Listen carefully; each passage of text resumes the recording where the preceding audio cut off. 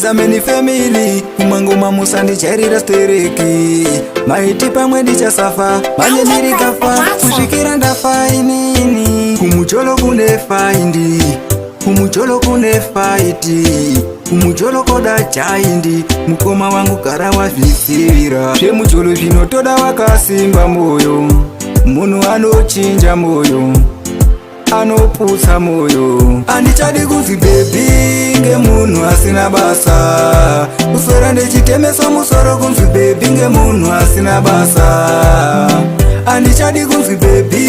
ngemunhu asina basa kuswera ndichitemeswa musoro kunzi bebi ngemunhu asina basa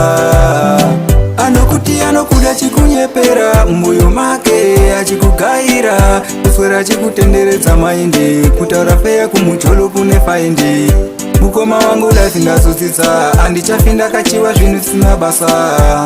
zvisina basa zvina basa ndosaka ndati kumuchola kuna basa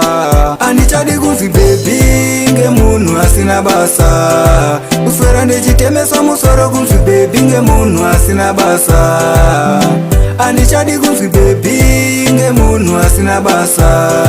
kuswera ndichitemeswa musoro kunzi bebi ngemunhu asina basa rudo rwacho rinonaka richatanga kana razogara rakuwawa kunge chili mari yawaida ndaikupa iphone yawaida ndakakupa bizi kutonyepera kundida apa uchitoziva peuri takawanda pese pandokufonera uchadaira sei une mwoyo wakaora andichadi kunzi bebi ngemunhu asina basa kuswera ndichitemesa musoro kunzi bebi ngemunhu asina basa andichadi kunzi bebi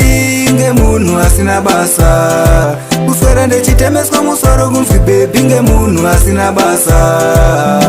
anokuti anokuda chikunyepera mumwoyo make achikugaira kuswera achikutenderedza maindi kutaura feya kumucholo kune faindi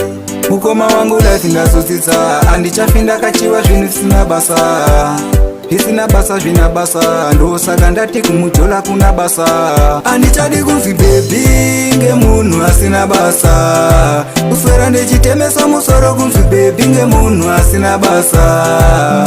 andichadi kunzi bebi ngemunhu asina basa kuswera ndichitemeswa musoro kunzi bebi ngemunhu asina basa